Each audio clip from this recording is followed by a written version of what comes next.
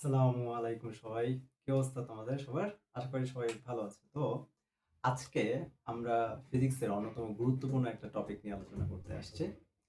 যে টপিকটা হয়তোবা আমরা সবাই এক্সপেরিয়েন্স করছি। হয়তোবা না, সবাই এক্সপেরিয়েন্স করছে। আমাদের প্রতিনিয়ত সবসময় সব জায়গায় কাজে লাগে।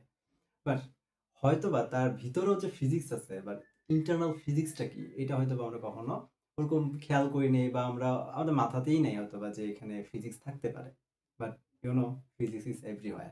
তো আজকে আমাদের সেই কাজটা আমরা একটু করার ট্রাই করব। তো কোন টপিকটা নিয়ে আলোচনা করব? সেই টপিকটা হচ্ছে আমাদের উপাংশ বা কম্পোনেন্ট।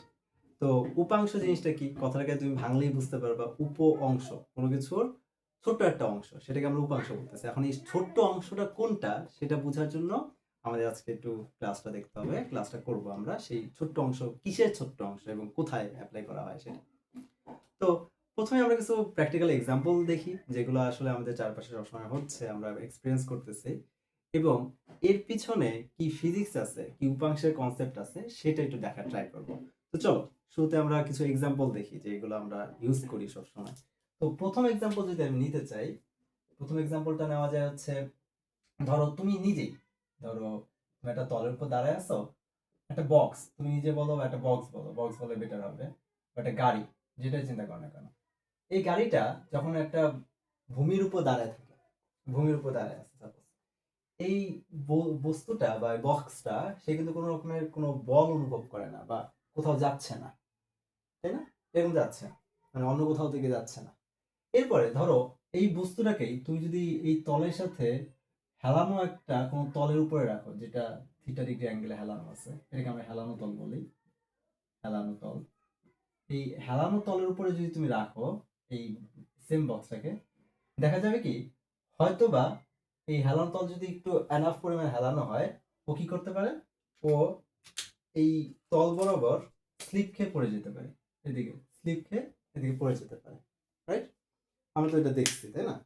আচ্ছা, আবার কি হতে পারে, ধরো এই তল যদি আরো বেশি হেলানো হয়, লেটস সে এটা আরো বেশি হেলানো, মানে থিটা অনেক বড়, এখানে আগের থেকে তুলনায় বেশি বড়, মানে এটা আরো বেশি ঢালু রাস্তাটা।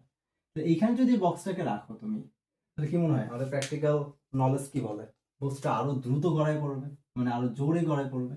আগে যতটুকু গড়ায় পড়তো এখন কি আরো বেশি দ্রুত গড়ায় পড়বে। এটা কিন্তু আমরা একটা প্র্যাকটিক্যাল দিয়েও দেখতে পারি। ধরো তোমাদের জন্য একটা প্র্যাকটিক্যাল জিনিসটা দেখাই। ধরো এই যে আমি এই গাড়িটার কথা চিন্তা করো, এই প্রথম চিত্রটা দেখো, প্রথম চিত্রটাতে এই তল কিন্তু একেবারে ভূমির সমান্তরাল, রাইট?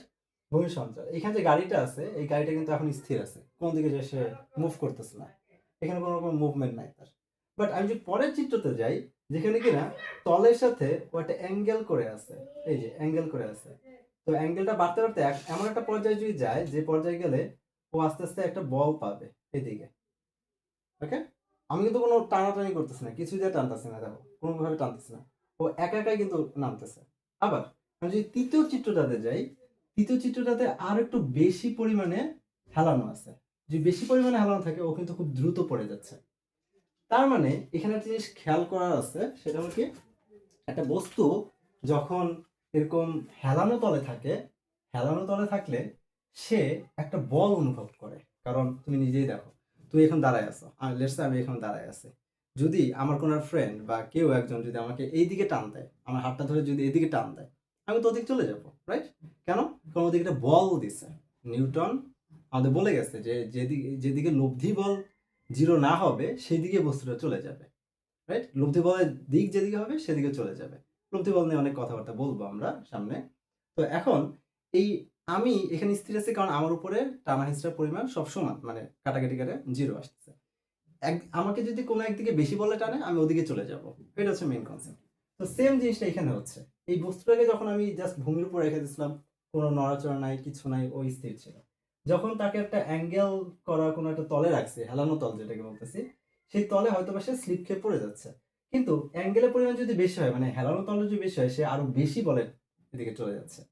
তো একটু আগে তোমাদের বললাম যে তোমাকে যদি কোনো একদিকে সরাইতে হয়, অবশ্যই সেদিকে বল থাকতে হবে, বল অ্যাপ্লাই করতে হবে। তাহলে অবশ্যই এদিকে কেউ না কেউ টানতেছে, এদিকে কোনো না কোনো একটা বল আছে যে বলের জন্য ও এদিকে সরে যাচ্ছে। আবার সিমিলার ভাবে এইখানেও একটা বল আছে, যে বলের জন্য এদিকে চলে যাচ্ছে, কিন্তু দেখা যাচ্ছে দুইটা বল কিন্তু সেম না, তাই না? এটা যদি F1 ধরো, এটাকে যদি F2 ধরো, F2 এখানে বড় F1 এর থেকে। আবার বলতেছে এখানে কিন্তু কোনো রকমের টানা হেঁচড়া কেউ করতেছে না, কিন্তু কেউ কোনো না কোনো ভাবে একটা টান অনুভব হইতেছে, কোনো একটা বল অনুভব হইতেছে। এটা কই থেকে আসতেছে? আমাদের প্রথম এবং প্রধান চিন্তা ভাবনা হবে যে এটা কিভাবে আসলো। এটা ছিল একটা উপাংশের উদাহরণ, যে যেখানে আমরা উপাংশের কনসেপ্ট ব্যবহার করতেছি, মানে আছে, কিন্তু হয়তো আমরা এটা নিয়ে অ্যানালাইসিস করিনি। আজকে আমরা সেই অ্যানালাইসিস করব। আচ্ছা, আরো কিছু এক্সাম্পল দেওয়া যাক। ধরো 2 নাম্বার এক্সাম্পল। এই এক্সাম্পলটা খুবই কমন।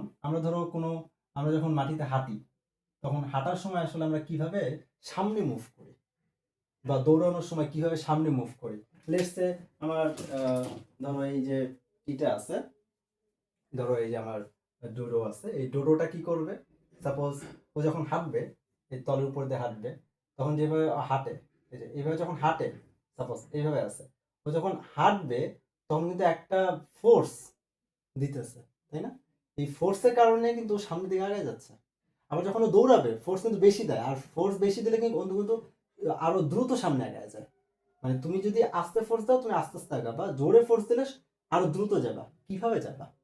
এখানে আমাদের উপাংশের কনসেপ্ট আছে। একইভাবে ধরো ঘোড়া যখন দৌড়ায়, টুং টুং টুং টুং করে দৌড়ায়, ওই ঘোড়া দৌড়ানোর সময়ও ও যে ফোর্স অ্যাপ্লাই করে, ওই ফোর্স অনুসারে কিন্তু সামনে যায়। কিভাবে যায়? এখানে উপাংশের কনসেপ্ট আমাদের আছে। তো হাঁটা বা দৌড়াদৌড়ি করা, সেখানেও কিন্তু আমরা উপাংশ ব্যবহার করতে পারি। তুমি নর্মালি ধরো দাঁড়ায় আছো, কোনো রকমের কোনো মুভমেন্ট নাই, বাট এই তুমি যখন হচ্ছে একটা পা দিয়ে ধাক্কা দিয়ে তারপরে সামনে দিকে যাওয়ার ট্রাই করবা, তখন কিন্তু তুমি সামনে আগায় যাবা। এবং তুমি যদি দৌড়ানোর ক্ষেত্রে কিন্তু আরো জোরে তুমি ফোর্স অ্যাপ্লাই করতেছো, এবং এই জোরে ফোর্স অ্যাপ্লাই করার বিধায় তুমি কিন্তু আরো দ্রুত সামনের দিকে আগাবা। এখানে যতটুকু সামনে আগাবা তার থেকে বেশি দ্রুত দৌড়ানোর সময় আগাবা। এখানে আমাদের কনসেপ্ট আছে উপাংশের। আচ্ছা, আমরা আরেকটা এক্সাম্পল নিতে পারি। ধরো হচ্ছে আমরা যখন ট্রলি ব্যাগ, লেটস সে আমরা কোনো একটা ট্রলি ব্যাগ আছে আমাদের, সেই ট্রলি ব্যাগটাকে সামনের দিকে নিয়ে যেতে চাই। তো কি করতে পারি? ট্রলি ব্যাগটাকে আমরা দুই ভাবে নিয়ে যেতে পারি। ধরো তুমি এরকম দাঁড়ায় আছো, তুমি ট্রলি ব্যাগটাকে এই বরাবর নিচের দিকে একটা বল প্রয়োগ করতে পারো, যেটাকে আমরা ঠেলা বলতেছি, ঠেলে ঠেলে নিয়ে যেতে পারো ট্রলি ব্যাগটাকে। অথবা তুমি কি করতে পারো? ট্রলি ব্যাগের ট্রলি ব্যাগটাকে তুমি টেনে টেনে নিয়ে যেতে পারো। লেটস সে তুমি এখানে আসছো, এটাকে তুমি টেনে টেনে নিয়ে যেতে পারো, টেনে টেনে সামনের দিকে নিয়ে যেতে পারো। মানে তুমি এদিকে একটা বল প্রয়োগ করতে পারো। এটাকে আমরা বলতেছি টানা, ট্রলি ব্যাগের টানা। সো ঠেললে তোমার পার্সোনাল এক্সপিরিয়েন্স কি বলে? ঠেললে ট্রলি ব্যাগটাকে মানে ইজিলি সামনে নিয়ে যাওয়া যায়, নাকি টানলে বেশি সহজে নিয়ে যাওয়া যায়? আমাদের পার্সোনাল এক্সপিরিয়েন্স বলে যত বেশি তুমি টানবা, মানে উপরের দিকে বল দিবা, এইভাবে টান দিবা, তত বেশি তোমার ট্রলি ব্যাগ সামনের দিকে আগানোটা ইজিয়ার হবে। এটা আমাদের পার্সোনাল এক্সপিরিয়েন্স বলে সবসময়। এবং আরেকটা যদি এক্সাম্পল আমরা দেখতে চাই, যেমন ধরো এখানেও কিন্তু আমাদের উপাংশের কনসেপ্ট আছে। আচ্ছা, এরপরে ধরো আমরা এই যে আমরা যখন একটা বলকে নিক্ষেপ করি, ধরো বা ক্রিকেটে যখন বল হিট করে, তো বাট ফুটবলতে তুমি বল কিক করলা, এখান থেকে একটা ফুটবল ছিল, এটাকে কিক করলা, ওইরকম করে এখানে চলে গেল আর কি। তো এই জায়গাটায় ও কিভাবে ওই এই পথ বরাবর যাচ্ছে? তুমি তো কিক করছিলে ধরো এই বরাবর কিক করছিল, তো তোর তো যাওয়ার কথা ছিল এই বরাবর, এদিকে চলে যাওয়ার কথা ছিল, কিন্তু আসলে এইরকম একটা কার্ভ পথ কেন তৈরি করতেছে? কার্ভ পথে কিভাবে যাচ্ছে? এইখানেও মূলত আমরা উপাংশের একটা কনসেপ্ট ব্যবহার করতে পারবো। ওকে, এই ছিল মোটামুটি আমাদের ধরো আশেপাশে যত আছে কি বলে এক্সাম্পল আছে, তার ভিতরে কয়েকটা এক্সাম্পল নয়, এরকম হাজার হাজার এক্সাম্পল তুমি বানাইতে পারবা, হাজার হাজার এক্সাম্পল দেখতে পারবে যেখানে আসলে আমরা উপাংশের কনসেপ্ট ব্যবহার করি। এখন এত কথা যে বললাম, উপাংশ উপাংশ উপাংশ উপাংশ জিনিসটা কি, সেই জিনিসটা নিয়ে এখন একটু আলোচনা করব। তো উদাহরণ বোঝা গেছে যে কি কি জায়গা আমরা উপাংশ ইউজ করতেছি এবং এখানে কিভাবে ইউজ করতেছি, সেটা এখন আমরা দেখার ট্রাই করব। তো চলো দেখি।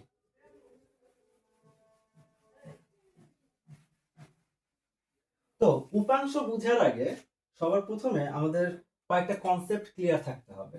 প্রথম কনসেপ্টটা হচ্ছে তো কি কি বলে ওজন। ওজনের কনসেপ্টটা ক্লিয়ার থাকা লাগবে। তো ওজনের কনসেপ্টটা কি? ওজন বা হচ্ছে তুমি যে জিনিসটা অনুভব করো, ওজন আর ওজন অনুভব করা, এই দুইটা জিনিস আমাদের একটু বুঝতে হবে। যেমন ধরো তুমি এটা হচ্ছে আমাদের পৃথিবী, পৃথিবীর উপরে তুমি দাঁড়ায় আছো, এই তুমি দাঁড়ায় আছো সাপোজ, বা কোনো একটা বস্তু আছে, এই বস্তুটাকে পৃথিবী যে বলে কেন্দ্রের দিকে টানবে, এটা খুবই ইম্পর্টেন্ট জিনিস, যে যে বলে পৃথিবীর তার কেন্দ্রের দিকে কোনো একটা বস্তুকে টানে, সেই বলটাকে বলতেছে তার ওজন। এখন এই ওজনটা অনুভব হয় কখন?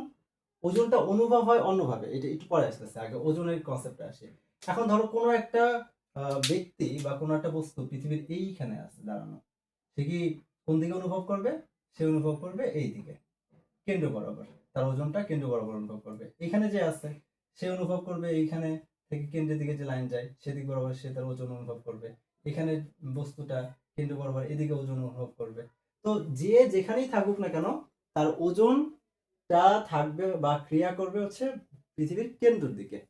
আমরা বলতে পারি ওজন অনুভব হয়, ওজন ক্রিয়া করবে পৃথিবীর কেন্দ্রের দিকে, পৃথিবীর কেন্দ্রের দিকে, কেন্দ্রের দিকে। এখন এখানেও আরেকটা সুন্দর কনসেপ্ট আছে, সেটা হচ্ছে কি, তুমি যেখানেই থাকো, এই দেখো আমি যদি এই মার্কেটটাকে ছেড়ে দিই, এটা কোন দিকে পড়ে গেল? কারণ নিচের দিকে, তাই না? কেন? আমি যেখানে আছি আমার কেন্দ্র হচ্ছে একেবারে আমার বরাবর নিচে, মানে পৃথিবীর কেন্দ্রটা আমার বরাবর একেবারে খাড়া নিচের দিকে। আমি ধর উত্তর গোলার্ধে আছি, এখন যদি কেউ পশ্চিম গোলার্ধে থাকে বা পূর্ব গোলার্ধে থাকে, তার জন্য কি সেখান থেকে যদি বল ছেড়ে দেয় বা একটা মার্কেটটা ছেড়ে দেয়, তার জন্য কি মার্কেটটা নিচে আসবে? ধরো এখানে যে আছে তার জন্য কি মার্কেটটা নিচে আসবে? না, তার জন্য মার্কেট এইদিকে যাবে। এবং সে কি মনে করবে? সে মনে করবে আমি ছেড়ে দিছি একবার খাড়া নিচের দিকে পড়ছে। কেন?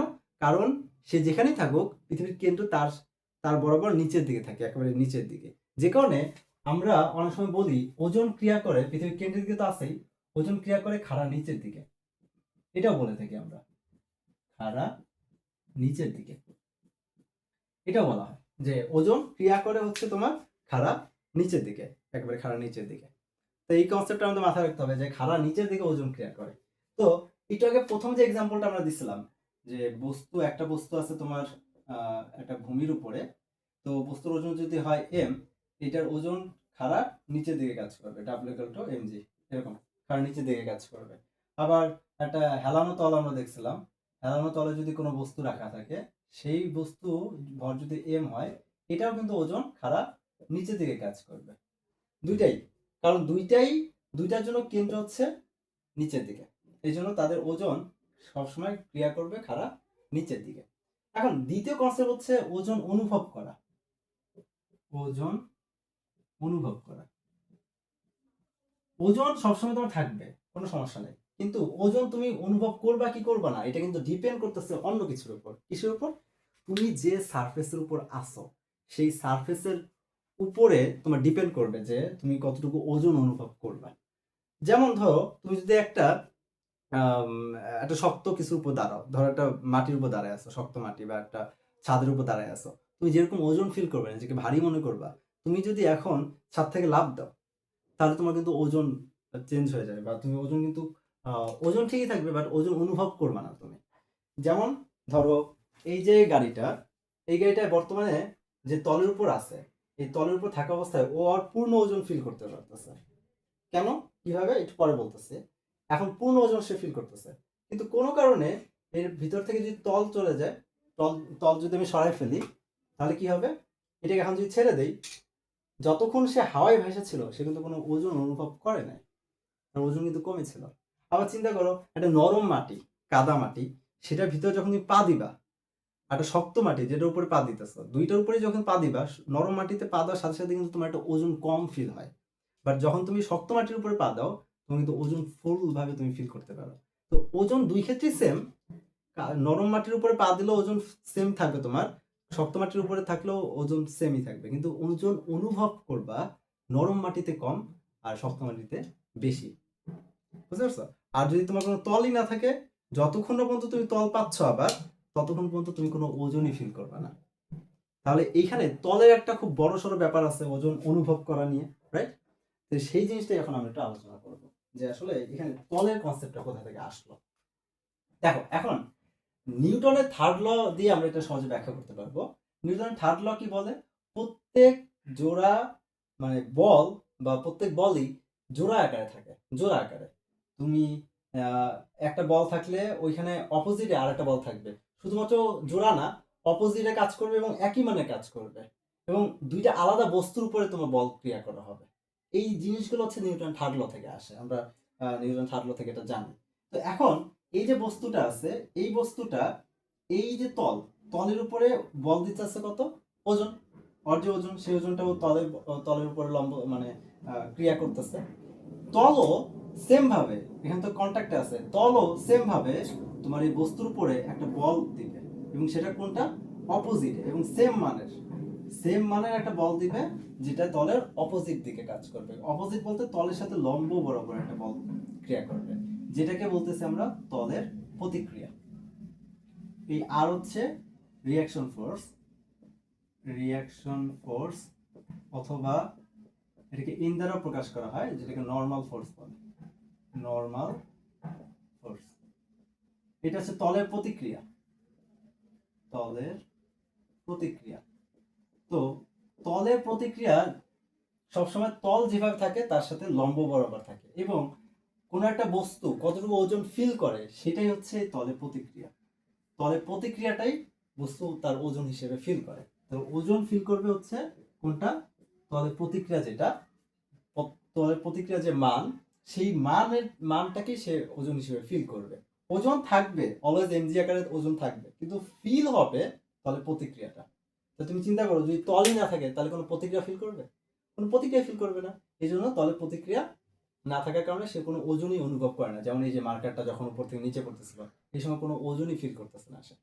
ওকে, একইভাবে যখন তল চেঞ্জ হয়ে যাবে, দেখবে যে তল প্রতিক্রিয়া চেঞ্জ হয়ে যায়। কিভাবে দেখো, আমি ধরো হচ্ছে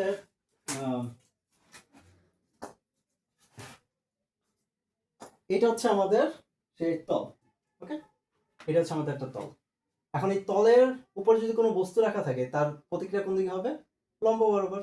এই যে এখন তল যদি এরকম বাঁকা হয়, তাহলে তলের উপর লম্ব তো চেঞ্জ হয়ে যাবে, তাই না? এই যে দেখো, লম্বের ডিরেকশন কিন্তু চেঞ্জ হয়ে গেছে। তল যেদিকে যাবে, তলের লম্ব কিন্তু সেটার সাথে সাথে মুভ করবে, ঠিক আছে না? কিন্তু ওজন কিন্তু কোনোদিন মুভ করবে না, ওজন কিন্তু খাড়া নিচের দিকে আছে, ওজন খাড়া নিচের দিকে আছে। যেমন আমি যদি তোমাদের আরেকটা এক্সাম্পল দেই, যেমন ধরো হচ্ছে এই দেখো, এটা হচ্ছে আমাদের এটা একটা বস্তু হিসেবে চিন্তা করো। এই বস্তুর ওজন, ওটা কিন্তু খাড়ার নিচের দিকে, অলওয়েজ খাড়ার নিচের দিকে কাজ করবে। এই দেখো, আর যদি বস্তু এরকম একটা তলের উপর থাকে যেটা একেবারে সমান্তরাল, তাহলে এটা প্রতিক্রিয়া কোন দিকে কাজ করবে, তলের উপরের দিকে। এটার ওজন হচ্ছে খাড়ার নিচের দিকে কাজ করতেছে, আর এটার প্রতিক্রিয়া, তলের প্রতিক্রিয়া উপরের দিকে কাজ করতেছে। যদি কোনো কারণে ও অন্য একটা তলে থাকে, যে তলটা এরকম হেলানো আছে, তাহলে তার প্রতিক্রিয়া কিন্তু এইদিকে থাকবে, ওজন কিন্তু আর এইদিকে যাবে না, ওজন কিন্তু খাড়ার নিচের দিকেই থাকবে। এই যে দেখো, ওজন কিন্তু খাড়ার নিচের দিকেই আছে, এইটা তার ওজনের দিক, অলওয়েজ নিচের দিকে। আর তলের প্রতিক্রিয়া চেঞ্জ হবে, তল যে বরাবর থাকবে, তল প্রতিক্রিয়া ওইটার লম্ব বরাবর থাকবে। তাহলে প্রতিক্রিয়া তলের উপর ডিপেন্ড করতেছে যে তল কোন বরাবর আছে। তাহলে আমরা বলতে পারি তলের প্রতিক্রিয়া হচ্ছে তলের সাথে লম্ব বরাবর থাকে, অলওয়েজ তলের সাথে লম্ব লম্বভাবে থাকে। এটা হচ্ছে তলের লম্ব বরাবর তলের প্রতিক্রিয়া কাজ করে। ওকে, কিন্তু এমজি খাড়া নিচের দিকে, অলওয়েজ এমজি কোনো চেঞ্জ নেই। তাহলে এখানে তলের প্রতিক্রিয়া কোন দিকে কাজ করবে, তল তো এরকম, তলের প্রতিক্রিয়া এরকম ভাবে কাজ করবে। দ্যাট মিন্স তলের প্রতিক্রিয়া কাজ করবে এই বরাবর। এটা হচ্ছে তার তলের প্রতিক্রিয়া, এই অবস্থায়, এই অবস্থা তলের প্রতিক্রিয়া এইটা। এখন কথা হচ্ছে, আমাদের এই জায়গাটায় তলের প্রতিক্রিয়া এমজি কি সেম? এখানে তো সেম। কেন সেম? কারণ কোন একটা বস্তুকে আমি এরকম রেখে দিচ্ছি সাপোজ, তাহলে বস্তুটা এই তলের উপরে, আমার হাতের উপরে এমজি পরিমাণ বল দিতেছে, আমার হাতও যদি ওকে এমজি পরিমাণ উপরে না দেয়, তাহলে হয় আমার এই কি বলে মার্কারটা আমার হাত ভেঙে নিচে চলে যাবে, অথবা যদি উপরের দিকে একটু বেশি হয় তাহলে হাওয়ায় ভেসে যাবে, মানে উপরের দিকে উঠে যাবে, কিছুই হচ্ছে না। তার মানে ও যতটুকু নিচে বল দিতেছে, আমার তলটা ওর উপরে ততটুকু বল উপরে দিতেছে, অপোজিটে। যে কারণে আমরা বলতে পারি এই অবস্থায় তলের প্রতিক্রিয়া আর ওজন সেম, আর হচ্ছে এমজি সমান। বাট এই জায়গায় তলের প্রতিক্রিয়া যেদিকে, তার অপোজিটেতে বল আমরা পাচ্ছি না খুঁজে, কারণ এমজি আর তলের প্রতিক্রিয়া একই লাইন বরাবর নাই। তাহলে আমরা বলতে পারবো না আর আর এমজি সমান। এখানেই মূলত আমরা উপাংশ নিয়ে কাজ করব একটু পরে। তাহলে আমাদের দুইটা জিনিস জানা দরকার ছিল, তিনটা, তার মধ্যে দুইটা জিনিস জানলাম। একটা হচ্ছে ওজন। ওজন হচ্ছে যেটা পৃথিবীর কেন্দ্র বরাবর কাজ করে, অথবা পৃথিবী যে বলে টানে, যেটার দিক হচ্ছে পৃথিবীর কেন্দ্র বরাবর, অথবা খাড়া নিচের দিকে বলতে পারি আমরা। আর এটা হচ্ছে ওজন অনুভব করা। এই ওজন অনুভবটাই হয় হচ্ছে মূলত তলের প্রতিক্রিয়া থেকে। তল যেরকম ভাবে থাকবে, তুমি যে তলের উপরে থাকবা, সেই তলের উপর তল কি পরিমাণ প্রতিক্রিয়া দিচ্ছে সেইটা তুমি অনুভব করো। এবং তলের প্রতিক্রিয়া ডিপেন্ড করে তলের উপরে, তল কিরকম ভাবে আছে, ভূমির সাথে কিভাবে আছে সেটার উপর ডিপেন্ড করে তলের প্রতিক্রিয়া কত হবে। এবং তলের প্রতিক্রিয়ার দিক হচ্ছে তলের সাথে লম্ব বরাবর। খুবই গুরুত্বপূর্ণ কনসেপ্ট। তলের প্রতিক্রিয়া যাই হোক, মানে তল যেভাবেই থাকুক, ওজন খাড়া নিচের দিকে কাজ করবে, কিন্তু তলের প্রতিক্রিয়া কাজ মানে তোমার তলের প্রতিক্রিয়া ডিপেন্ড করে তলের উপরে, তল কত অ্যাঙ্গেলে আছে তার উপরে। ওকে, এখন আসো আরেকটা ইম্পর্টেন্ট জিনিস নিয়ে আলোচনা করব, সেটা হচ্ছে আমাদের ভেক্টর। সব থেকে ইম্পর্টেন্ট জিনিস এখানে, যেটা যেটা না বুঝলে আসলে আমরা হয়তো বা উপাংশের কনসেপ্টটা ভালো মতো ক্লিয়ার বুঝতে পারবো না। তো আমরা একটু সেই কি বলে ভেক্টর জিনিসটা নিয়ে একটু আলোচনা করার ট্রাই করি। চলো, এখন হচ্ছে ভেক্টর। তোমরা অলরেডি এই জিনিসটা জানো যে আমাদের রাশি দুই রকম, ভেক্টর রাশি, স্কেলার রাশি। এবং তোমরা এটা পড়ছো ভেক্টরের মান আর দিক দুইটাই আছে, এটার মানও আছে, দিকও আছে। এবং সবথেকে কমন একটা ভেক্টর ভেক্টর এক্সাম্পল দিতে বলতে তোমরা বলো বল। বল হচ্ছে একটা ভেক্টর রাশি, বল, যেটাকে আমরা এফ দ্বারা প্রকাশ করি। তো এই ভেক্টর জিনিসটা অ্যানালাইসিস করার জন্য আমি ধরো আপাতত বল নিয়ে বলবো, মানে ভেক্টরের পরিবর্তে বল হিসেবে চিন্তা করবো। এখন ধরো 10 নিউটন বল, 10 নিউটন বল তুমি হচ্ছে উত্তর দিকে অ্যাপ্লাই করছো, বা কোনো একটা নির্দিষ্ট দিকে অ্যাপ্লাই করছো। এই 10 নিউটন উত্তর দিকে, উত্তর দিকে 10 নিউটন হচ্ছে তার মান। এই 10 নিউটন যেটা, এটা হচ্ছে বলের মান, আর উত্তর দিকে এটা হচ্ছে তার দিক। তাহলে একটা ভেক্টর প্রকাশ করার জন্য অবশ্যই তার মান এবং একটা দিক লাগবে। এখন ইন্টারেস্টিং ফ্যাক্ট হচ্ছে, আমরা এই জিনিসটা যখন কোনো সিম্বল দিয়ে বা হচ্ছে কোনো সংকেত দিয়ে বা কোনো কিছু দিয়ে প্রকাশ করার ট্রাই করি, তখন নিয়ে আসি একটা তীর, তীরের মতো। এই যে আমরা তীর দেখছি, তীর ধনুক মারে, ওই তীরের মতো, যেটা সামনে একটা কি থাকে, অ্যারো থাকে, আর পিছনে হচ্ছে তার প্রান্তবিন্দু আর কি, যেটা দিয়ে যেখানে অ্যাটাচ করা হয় বিশেষ কর্ডের সাথে। তো কোনো একটা ভেক্টর বোঝানোর জন্য আমরা এরকম একটা অ্যারো চিহ্ন ইউজ করি। অনেক হয়তো বা জানো এটা, যারা জানো না তাদের জন্য, যে আমরা একটা ভেক্টর প্রকাশ করার জন্য এরকম একটা অ্যারো ইউজ করি। এবং অ্যারোর যে লেন্থ, অ্যারোর যে দৈর্ঘ্য, এটার সাথে তার মান বোঝায়। মানে তুমি তার মান প্রকাশের জন্য এতটুকু বুঝাবা, যে এতটুকু দিয়ে তুমি 10 নিউটন বুঝাতে যাচ্ছ, তাহলে 5 নিউটন কি হবে, তার অর্ধেক। 12 নিউটন কি হবে, তার থেকে একটু বেশি। 20 নিউটন তার ডবল হবে। মানে অ্যারো দিয়ে, অ্যারোর যে লেন্থ, দৈর্ঘ্য, এটা দিয়ে তুমি তার মান বুঝাচ্ছ। আর এই অ্যারোর ডিরেকশন দিয়ে তুমি তার দিক বুঝাচ্ছ। যে এই ভেক্টরটা আমি যদি এটাকে এফ বলি, একটা বল, তাহলে এই এফ বলটা অ্যাপ্লাই করা হইতেছে এই বরাবর, এই দিকে। ওকে, এখন এই ভেক্টরে, একটা ভেক্টরে দুইটা জিনিস থাকে। প্রথমত তার লেজ, আর দ্বিতীয়ত তার মাথা। এটাকে আমি লেজ বলতেছি, যেটা সুন্দর ভাষা হচ্ছে শেষ বিন্দু বা আদি বিন্দু, সরি শেষ না, আদি বিন্দু। আর এটা হচ্ছে তার মাথা, যেটাকে বলা হয় হচ্ছে প্রান্ত বিন্দু বা শেষ বিন্দু। এই ওকে, তো একটা ভেক্টরের দুইটা জিনিস লাগবে, তার মান লাগবে। মানটা কিভাবে প্রকাশ করব, তার লেন্থ দিয়ে, ওই অ্যারোর লেন্থ দিয়ে। আর তার ডিরেকশন বুঝাবো তীর চিহ্ন দিয়ে, যে কোন দিকে সে অ্যাপ্লাই করা হচ্ছে। তো এটা হচ্ছে লেজ, আর এটা হচ্ছে তার মাথা। এখন এই ভেক্টরটাকে আমরা কয়েকটা ভাগে ভাগ করব। কয়েকটা ভাগে ভাগ করবো বলতে একাধিক, অনেক ভাগে ভাগ করা যায়। বাট এখানে মূলত আমরা দুইটা জিনিস নিয়ে কাজ করব, ঠিক আছে? যেমন আমি তোমাদের যদি আরেকটা এক্সাম্পল দেই, ধরো এটা হচ্ছে আমাদের একটা মেইন ভেক্টর। সাপোজ এই শলাটা হচ্ছে আমাদের একটা মেইন ভেক্টর। তুমি এটাকে ভেঙে দুইটা ভেক্টর বানাতে চাও, এটাকে ভেঙে, ধরো আমি এটাকে ভেঙে এরকম বানাইলাম, এটা একটা আর এটা একটা। ধরো এই দুইটা ভাঙলাম, ভেঙে দুইটা আলাদা ভাগে ভাগ করলাম। এই দুইটা ভাগ কি বলতেছে, তার উপাংশ। আমি যে উপাংশ উপাংশ বলতেছি, সেই উপাংশটা আসছে মিলে এইখান থেকে। উপ অংশ, কার উপ অংশ? এই যে মেইন যেটা ছিল, মেইন যেটা ছিল ভেক্টর, যেটা ছিল মেইন ভেক্টর। উপাংশ হয় মেইনলি ভেক্টরের। এই যে ভেক্টর যেটা ছিল, ওইটারই আমরা যতগুলো ছোট ছোট ভাগে ভাগ করব, সেগুলোকে বলবো তার উপাংশ। এই উপাংশ বিভিন্ন ভাবে থাকতে পারে। এরকম ছোট বড় বিভিন্ন ভাবে থাকতে পারে এবং বিভিন্ন অ্যাঙ্গেলে থাকতে পারে।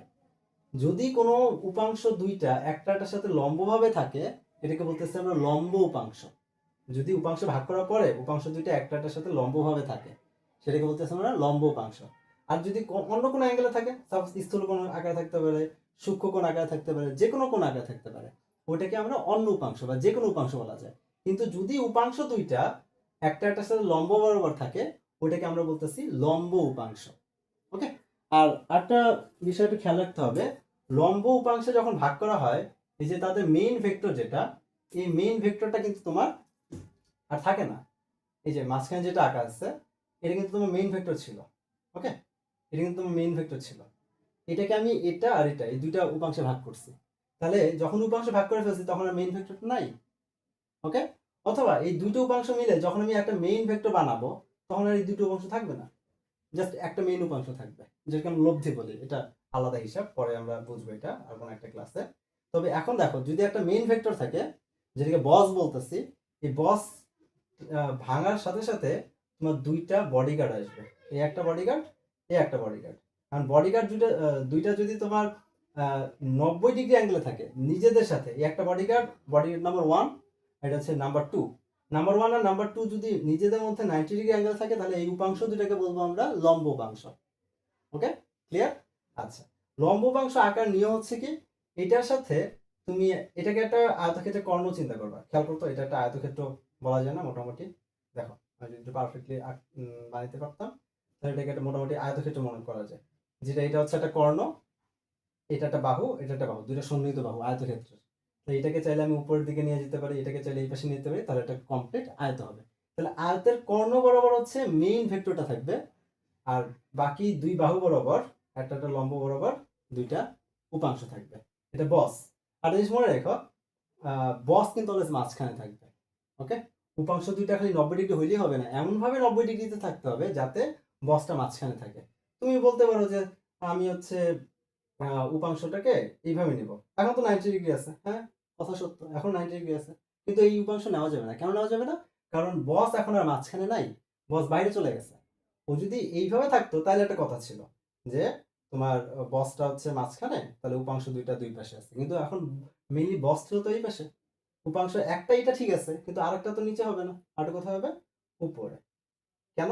কারণ দুইটা উপাংশকে আমাদের লম্বভাবে রাখতে হবে, এমন ভাবে যাতে বসটা মাঝখানে থাকে। এখন কথা হচ্ছে, আমরা কি শুধুমাত্র এইভাবেই উপাংশগুলোকে দেখি, একটা এক্স অক্ষ বরাবর, একটা ওয়াই অক্ষ বরাবর? কথা হচ্ছে না। অ্যান্সার না, বিভিন্নভাবে থাকতে পারে। ধরো তোমার মেইন বস এইভাবে আছে, সাপোজ আমাদের একটা ভেক্টর এইভাবে আছে, তাহলে এটার লম্ব উপাংশ তোমার একটা এই দিকে হইতে পারে, আর একটা ধরো লম্ব বরাবর এটা হবে এই, হ্যাঁ এটা এইভাবে দেখে। মেইন ভেক্টর ধরো এটা আমাদের, ঠিক আছে? এটা হচ্ছে আমাদের মেইন ভেক্টর। এটা একটা উপাংশ যদি এটা হয়, তাহলে আরেকটা উপাংশ এটা সে লম্ব হবে এইভাবে। মেইন ভেক্টর যদি এরকম হয়, এরকম, তাহলে একটা উপাংশ এটা, আরেকটা উপাংশ এটা। মেইন ভেক্টর যদি এটা হয়, একটা উপাংশ এটা, আরেকটা উপাংশ এটা।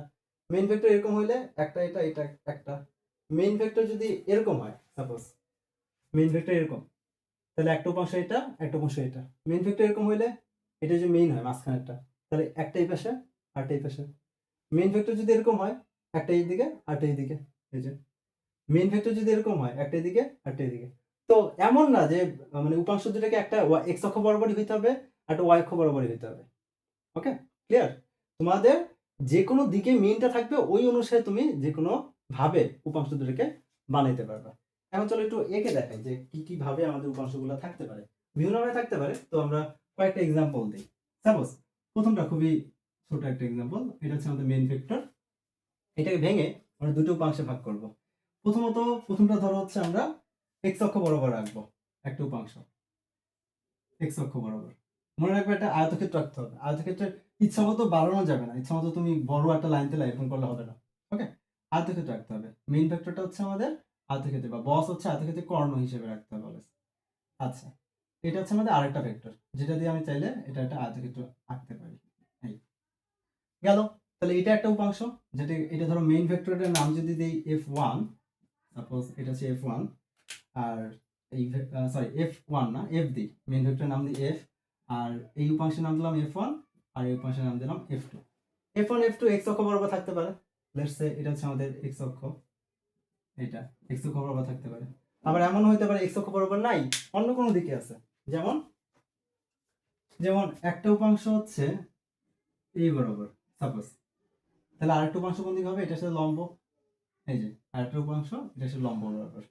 এটাকে যদি আমি F1 ধরি, এটা হচ্ছে আমাদের F2। এখনো কিন্তু এখানে আমাদের একটা আয়তক্ষেত্র আঁকা যায়।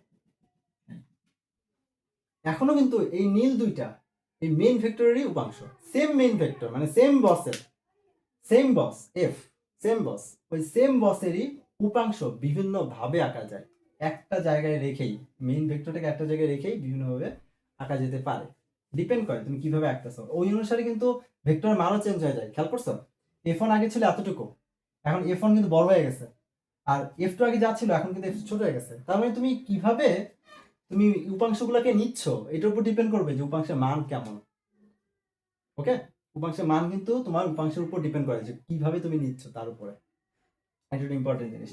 আবার ধরো মেইন ভেক্টর আছে এই দিকে, এদিকে হচ্ছে মেইন ভেক্টর, তাহলে উপাংশগুলোকে তুমি কিভাবে ড্র করতে পারো? তুমি এক্স অক্ষ বরাবরও নিতে পারো, ধরো এক্স অক্ষ বরাবর একটা, তাহলে ওয়াই অক্ষ বরাবর এবার নিচের দিকে এটা, এটা ধরো F1, এটা F2।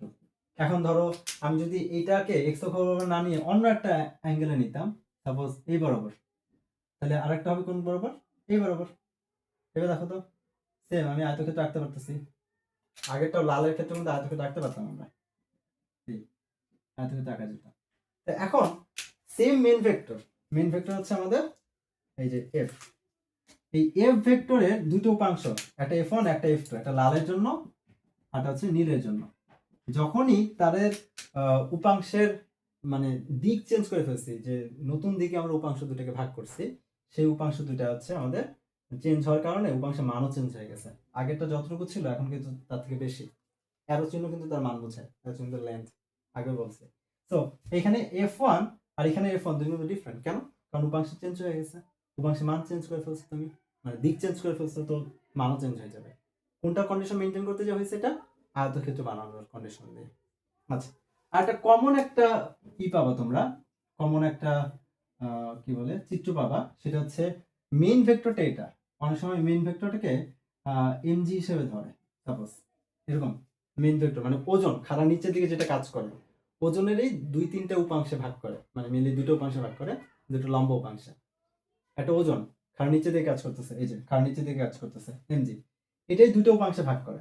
প্রথম উপাংশটা নেয় হচ্ছে একটা তল থাকে মেইনলি, এই তল বরাবর, আর উপাংশ হচ্ছে তলের সাথে লম্ব বরাবর, এরকম ভাবে নেয়।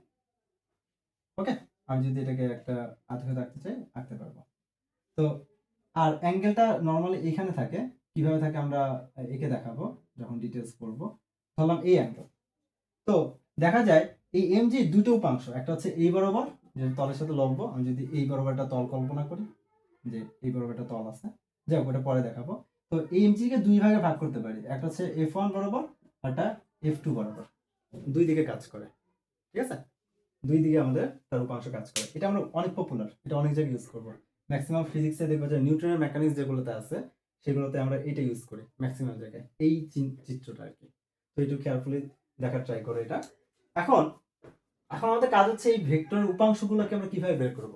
মেইনলি আমরা উপাংশ পড়তেছি, তবে আজকের টপিকটা হচ্ছে লম্বাংশ বা লম্ব উপাংশ। আমরা আরেকটা ক্লাসে বা আরেকটা ভিডিওতে যে কোনো উপাংশের মান বের করা শিখবো। আজকে শিখবো হচ্ছে কিভাবে লম্ব উপাংশের মান বের করে।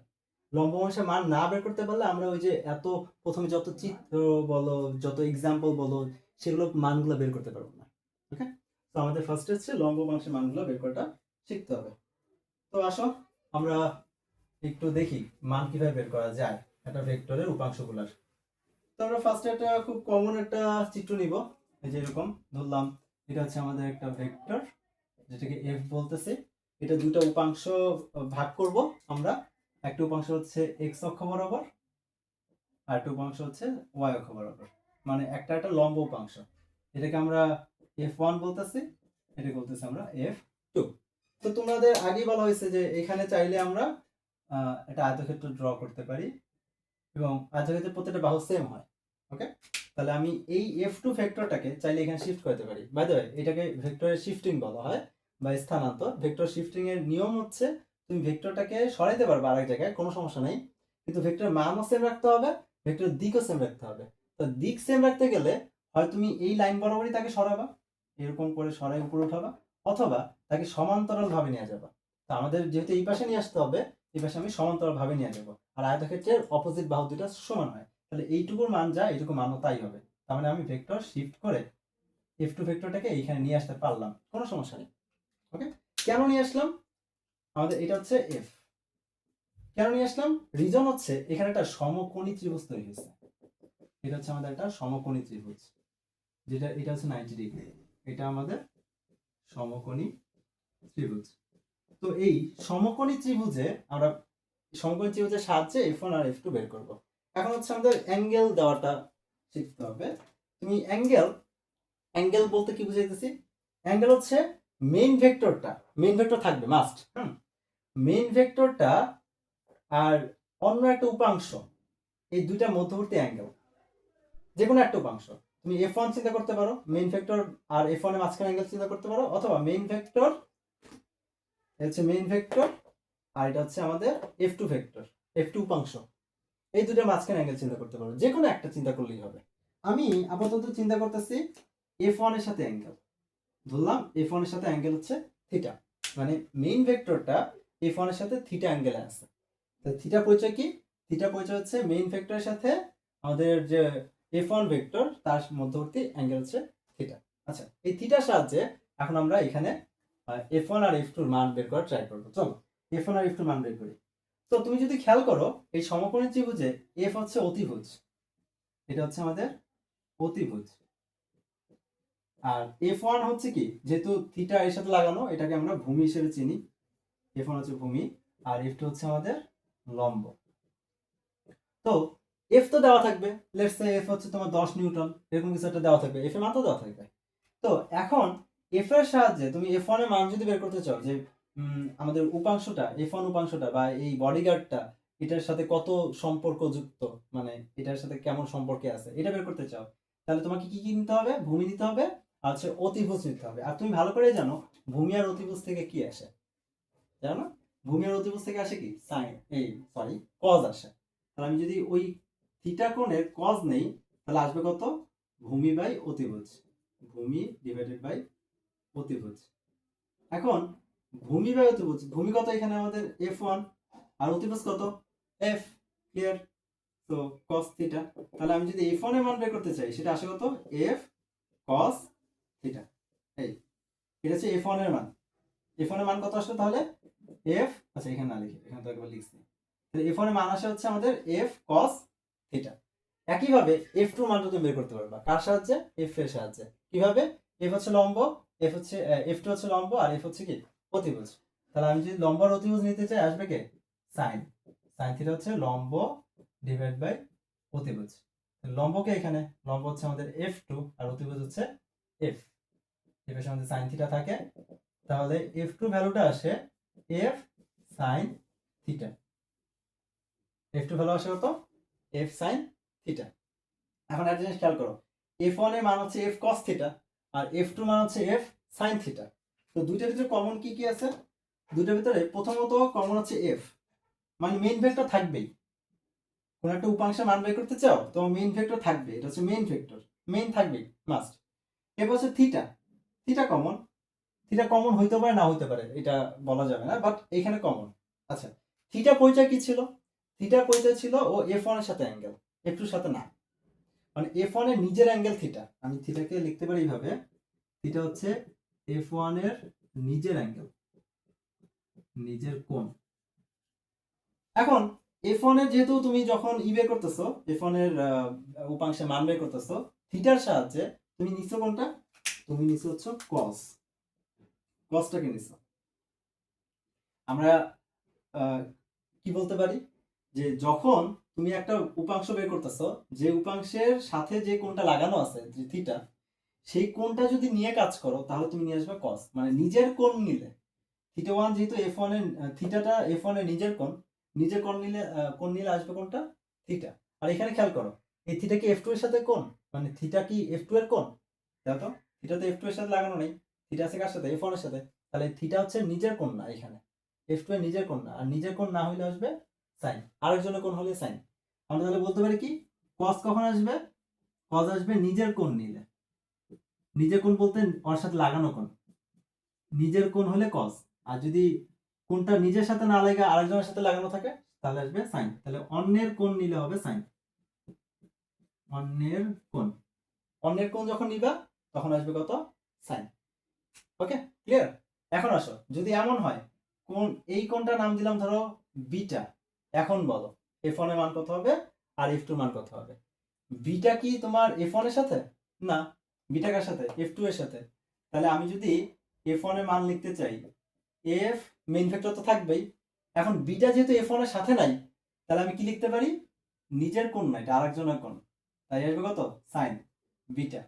এরপর আসো f2, মেইন ভেক্টর থাকবে, এখন সাইন নিবে না কস নিবা, চিন্তা করে দেখো f2 এর সাথে লাগানো কোণ না বিটা, তাহলে নিজের কোণ, আর নিজের কোণ হলে কত হবে, কস, কস বিটা। ওকে, ক্লিয়ার, ক্লিয়ার। তার মানে আমরা যখন উপাংশের মানগুলো বের করব, উপাংশের মান বের করার সময় খেয়াল রাখতে হবে যে অ্যাঙ্গেলটা কোন উপাংশের সাথে লাগানো আছে। যেমন ধরো তোমাদের কিছু এক্সাম্পল দেই, প্র্যাকটিস করি চলো একসাথে।